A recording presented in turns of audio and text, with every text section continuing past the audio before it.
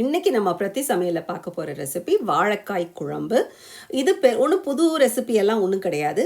கன்னியாகுமரி மாவட்டத்தில் பெரும்பாலும் எல்லார் வீடுகளையும் பண்ணக்கூடிய ஒரு குழம்பு தான் இது. இந்த புளிக்குழம்பு, காரக்குழம்பு அந்த டேஸ்ட்டும் இருக்காது, சாம்பார் அந்த மாதிரியும் இருக்காது, கொஞ்சம் வித்தியாசமாக இருக்கும். சரி வாங்க, இனி இதை எப்படி செய்கிறதுன்னு பார்க்கலாம். முதல்ல நம்ம ஒரு மசாலா ரெடி பண்ண போகிறோம். இதுக்கு 1 கப்பு திருவின தேங்காய், ஒரு 3 சின்ன வெங்காயம். இதை ஒரு கடாயில் ட்ரை ரோஸ்ட் பண்ண போகிறோம், வறுத்து எடுக்க போகிறோம். எண்ணெய் எதுவும் இதுக்கு ஊற்றணும்னு அவசியம் இல்லை. இது கூட 1 டீஸ்பூன் ஜீரகம் போட்டுக்கோங்க. அது மாதிரி 1/4 டீஸ்பூன் மிளகு, நல்ல ஃப்ரெஷ்ஷாக உள்ள கருவேப்பிலை, இது எல்லாம் போட்டு நல்லா நம்ம அதை ரொம்ப ட்ரையாக கருப்பாக வறுக்கணும்னு அவசியம் இல்லை. இந்த மாதிரி இளம் வறுத்தா போதும்.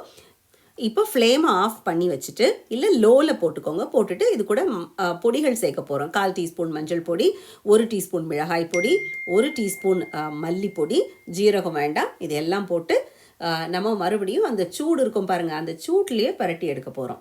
மசாலா பொடிகள் சேர்க்கும் போது ஃப்ளேம் ஒன்றில் ஆஃபில் இருக்கணும், இல்லை ஃபுல்லாக சிம்மில் இருக்கணும், இல்லைனா பொடி கரிஞ்சிடக்கூடாது. சரி, இப்போ இது ஆறட்டும். ஆறின பிறகு நம்ம இதை ஒரு மிக்சி ஜாருக்குள்ளே போட்டு தண்ணி ஊற்றி இதை நல்லா மையாக அரைச்சி எடுத்துகிட்டு வந்துட போகிறோம். நல்ல பேஸ்ட்டாக ஃபைனாக அரைக்கணும். சரி, இப்போ மசாலா ரெடி. இனி மற்ற சேர்க்கைகள்லாம் என்னென்னு பார்க்கலாம். இப்போ நம்ம எடுத்த அந்த வாழைக்காவை இந்த மாதிரி சின்ன துண்டாக தண்ணியில் வெட்டி வைக்கணும். மஞ்சளும் சிலர் போட்டு வைப்பாங்க, மஞ்சள் தண்ணியிலையும் ஊற வைப்பாங்க, இல்லைன்னா இந்த வாழைக்காய் கருத்து போயிடும். சரி, இப்போ ஒரு 15 போல் ஒரு சின்ன வெங்காயம், 1 தக்காளி, 1 பச்சை மிளகாய், 2 சின்ன பல்லு பூண்டு, 1 இன்ச்சு நீளத்துக்குள்ளே இஞ்சி. இந்த இஞ்சி பூண்டு இதையும் நல்லா இடித்து, வெங்காயத்தையும் இடித்து, பச்சை மிளகாவையும் கீறி, தக்காளியும் பொடிசாக நறுக்கி வச்சுக்கலாம். வெங்காயத்தை இடித்து தான் சேர்க்கணும்னு இல்லை, சின்ன சின்னதாக பொடிசாக நறுக்கி கூட நீங்கள் சேர்த்துக்கலாம். இப்போ சின்ன துண்டு புளி, இதில் நான் பாதி புளி தான் அந்த குழம்புக்கு சேர்த்தேன். சரி, இப்போ உங்ககிட்ட மண்சட்டி இருந்துச்சுன்னா மண்சட்டி எடுங்க, இல்லை சாதா ஒரு பாத்திரத்தில், அடிகனமுள்ள ஒரு பாத்திரத்தில் 1-2 டீஸ்பூன் எண்ணெய் எடுத்து, தேங்காய், நான் அதுக்கு தேங்காய் எடுத்துருக்கேன். நீங்கள் தேங்காய் உங்களுக்கு பிடிக்காதுன்னா சாதாரண குக்கிங் ஆயில் கூட எடுக்கலாம். எடுத்து அதில் 1/4 டீஸ்பூன் கடுகு, வெந்தயம் போட்டு அது 2 பொரிஞ்ச பிறகு நம்ம இடித்து வச்ச அந்த இஞ்சி, பூண்டு, கூடவே அந்த பச்சை மிளகாய் இதெல்லாம் போட்டு அந்த தேங்காயில் நல்லா வதக்க போகிறோம். தேங்காயோ நீங்கள் எந்த எண்ணெய் எடுத்துருக்கீங்களோ அதில் நல்லா வதக்க போகிறோம். அந்த ஒரு மணம் வரும். மணம் வந்த உடனே நம்ம இடித்து வச்ச இல்லை நறுக்கி வச்ச அந்த வெங்காயத்தை நம்ம அந்த எண்ணெயில் போட்டு நல்லா மறுபடியும் வதக்க போகிறோம். வெங்காயம் கொஞ்சம் நல்லா வதங்கின உடனே நம்ம பொடிசாக நறுக்கி வச்சுன்னா தக்காளியும் போட்டு வதக்க போகிறோம். நான் அந்த தக்காளி போட்டு வதக்க மறந்துட்டேன்.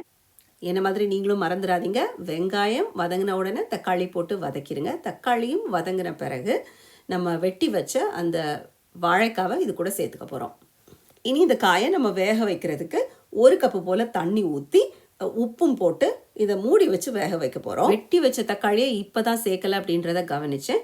அதனால் இப்போ நான் இந்த காய் வேக வைக்கும்போது அந்த நறுக்கி வச்ச தக்காளியும் ஒன்றா போட்டு மூடி போட்டு நம்ம வேக வைக்க போகிறோம். அப்போ ஞாபகம் வச்சுக்கோங்க, வெங்காயம் வதக்கின உடனே இந்த தக்காளியும் போட்டு வதக்கணும். என்ன மாதிரி மறந்துட்டிங்கன்னா கடைசியில் சேர்த்துக்கோங்க, ஒன்றும் தப்பு இல்லை. இப்போ நம்ம வாழைக்காய் நல்லா குழஞ்சி வேகணும்னு அவசியம் கிடையாது. இந்த மாதிரி ஒரு 3/4 வேக்காடு வந்துட்டாலே நம்ம என்ன பண்ண போகிறோம், அரைச்சி வச்சு அந்த மசாலா பேஸ்ட்டு இது கூட சேர்த்துக்க போகிறோம்.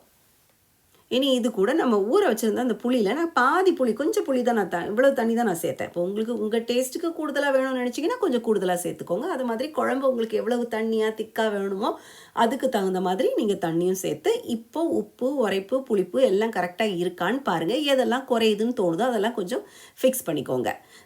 உரைப்பு குறைவாக இருக்குதுன்னு நினச்சிங்கன்னா ஒரு பச்சை மிளகாவை வெட்டி போடலாம், இல்லை மிளகாய் பொடி போடலாம். போட்டு இந்த மாதிரி நல்லா எல்லாம் ஒன்றா மிக்ஸ் பண்ணி நல்லா ஒரு மூடி போட்டு மறுபடியும் இந்த குழம்பை நல்லா கொதிக்க வைக்க போகிறோம்.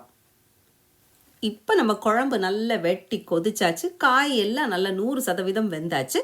இப்போ என்ன பண்ண போகிறோன்னா, இந்த மூடி இல்லாமல் ஃப்ளேமை நல்லா குறைச்சிட்டு ஒரு சிம்முக்கும் மீடியமுக்கும் நடுவில் வச்சு தீ வச்சு நம்ம இதை இந்த மாதிரி ஓப்பன் மூடி இல்லாமல் நம்ம கொதிக்க விடும்போது மேலே நம்ம அந்த விட்டு அந்த எண்ணெய்லாம் மேலே அந்த மாதிரி பிரிஞ்சு வரும். இப்போ குழம்பு எல்லாம் நல்லா கொதிச்சாச்சு. இப்போ கடைசியாக ஒரு தாளிப்பு, 1 டீஸ்பூன் தேங்காய், அதில் கொஞ்சோண்டு கடுகு, சின்னதாக வெங்காயம், காஞ்ச மிளகாய், கருவேப்பிலை இதெல்லாம் போட்டு நல்ல ஒரு தாளிப்பு தாளித்து அதை இந்த குழம்பு மேலே ஃபைனலாக ஊற்றிட்டோன்னா நல்ல மணமான வாழைக்காய் குழம்பு நமக்கு ரெடி. இதை நல்லா இந்த மாதிரி சூடு சோறு கூட நல்ல ஒரு முட்டை ஆம்லெட், ஒரு கீரை பொரியல், நல்ல தேங்காய் போட்டு வச்ச நல்ல அரைக்கீரை, சிறுகீரை ஒரு பொரியல், இதெல்லாம் கூட வச்சு சாப்பிடும்போது அட்டகாசமாக இருக்கும். இது கொஞ்சம் வித்தியாசமான டேஸ்ட். ஆனால் இது இந்த ட்ரெடிஷ்னல் இந்த நாகர்கோவில் கன்னியாகுமரியில் இருக்கிறவங்களுக்கு இது தெரிஞ்ச பழக்கப்பட்ட டேஸ்ட்டு தான். மற்ற பகுதிகளில் சேர்ந்தவங்களாக இருந்தால் நீங்கள் இதை ஒரு வாட்டி செஞ்சு பாருங்கள். பார்த்துட்டு உங்களுக்கு பிடிச்சிருக்கா பிடிக்கலையா, தினந்தோறும் ஒரே மாதிரி பருப்பு சாம்பார் வத்த குழம்பு சாப்பிட்றதுக்கு இது கொஞ்சம் உங்களுக்கெல்லாம் வித்தியாசமாக இருக்கும். சாப்பிட்டு பார்த்துட்டு பிடிச்சிருக்கா பிடிக்கலையான்றதை கீழே காமெண்ட் செக்ஷனில் எங்களுக்கு மறக்காமல் சொல்லுங்கள். இவ்வளவு நேரம் பொறுமையாக பார்த்து உங்கள் எல்லாருக்கும் என்னுடைய மனமார்ந்த நன்றிகள். மீண்டும் உங்களை இன்னொரு வீடியோவில் சந்திக்கிறேன். அதுவரை நன்றி, வணக்கம்.